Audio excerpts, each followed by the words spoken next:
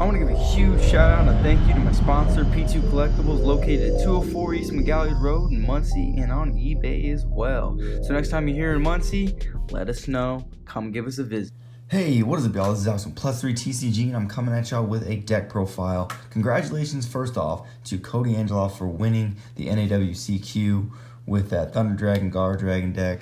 Now that we are out of essentially regular season and everyone is off to Worlds, we who did not go to Worlds have nothing to play except casual decks and to practice up for the next meta if you decide to. But I will be kicking back, enjoying the summer with some casual decks, starting off with this here deck. I think this is a pretty fun deck, obviously Shinobirds, as you can see. And I just wanted to showcase this Going-2nd variant. Well, Going-2nd variant. This is the pretty general build because all these cards want to get rid of your opponent's cards. So why not make a casual deck profile here for the summer while we are waiting for the season to start back up. So without further ado, we're starting off with 2 Shinobird Peacock.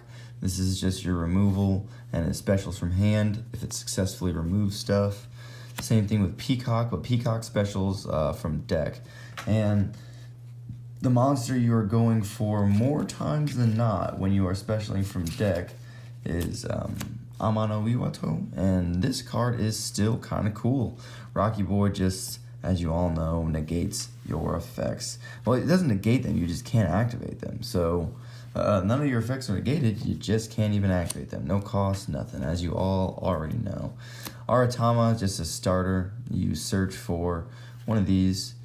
Or if you open up, well, you can just search Iwato, because if you open up your Peacock and you don't have Iwato, you want it in hand so that you can summon it and then it stays, because it's special summoned. So if it's special summoned, it doesn't bounce back and it just stays as a floodgate for the rest of the game.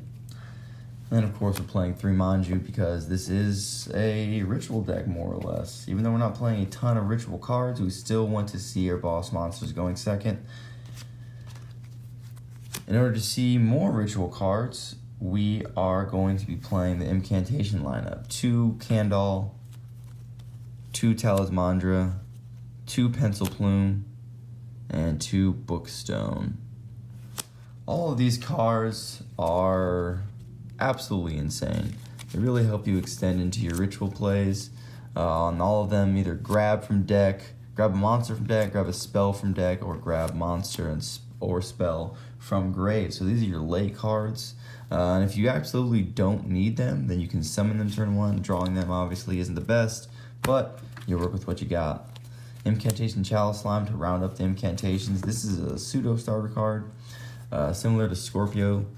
Like the Predaplan card, you have to have a card in hand for this to be effective, and if you're going second, you're going to have 6 of them. So just pitching a card and specialing a incantation, which will then special another incantation, is a cool +1. 3 Ash Blossom for the hand traps. That is the only hand trap we're playing. Everything else is just trying to remove cards from your opponent's field so that you can play through them. Because you can remove their back row with things like Pankratops or Twin Twisters, then you have an even better time going through and then just clearing their boards with Peacock or Shinobaron or Shinobaroness.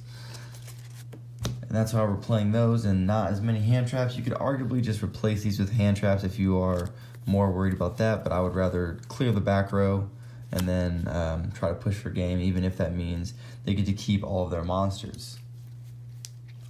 3 pre-prep, because it is an amazing card in this deck. 2 Foolish Goods. This card is, I've been testing it out for a bit with Incantation Inception, because being able to send this while you have Incantation in hand, there's like a 1 in 4 chance you're going to open it. I off the top of my head, I can't remember what the exact numbers would be, what the percentage would be, because we're opening 9. I think it's 9. 1, 2, 3, 4, 5, 6, 7, 8, 9. Yeah, you have 9 incantations. So with that in mind, you can kind of count on this to be able, well, I guess you have 10 because you can just send this. If you draw it, then you foolish this, send an incantation, and then you can special summon Incantation from your deck. Then add it from grave to hand. I don't know, as you can see, I'm still kind of like rocky about this card because you have to have an Incantation in hand, and since we're only playing 11 Incantation cards, it's not as consistent as I like, but the deck isn't obviously as consistent as anyone would like. 2 Shinobirds Calling, because obviously we're playing Shinobirds. So we're playing 4 ritual spells in order to special summon our 5 ritual monsters, because if you didn't know, this does have a secondary effect where you can pop cards. It doesn't really ever come up because more times than not you're just using this to search and extend, but you do have the option of popping cards. And then we're playing 2 Pot of Extravagance because this extra deck does not matter, because if you haven't played Incantations before, you cannot summon monsters from the extra deck when you control this card, or any of these cards for that matter. Incantations are just a main deck card that you're trying to exploit your ritual monsters with. And I imagine it would be a little unfair in Link summoning era if you were able to use all of these, because one of these turns into 2 monsters, and that's a Link 2, and that's just not fair. It would be pretty nice though. So like I said, the extra deck doesn't matter, but sometimes you can make monsters. Sometimes. It definitely doesn't matter though. 1 Titanic, 1 Photon Lore. These are just your generic negators. Monster negate, spell negate. You can make rank 4 sometimes, so you can put literally any rank 4 in you want. I chose these ones: Baguska, Time Thief Redoer, and Gaga Cowboy, because it's cute going for 800. Link Spider, because we control tokens if we don't kill them.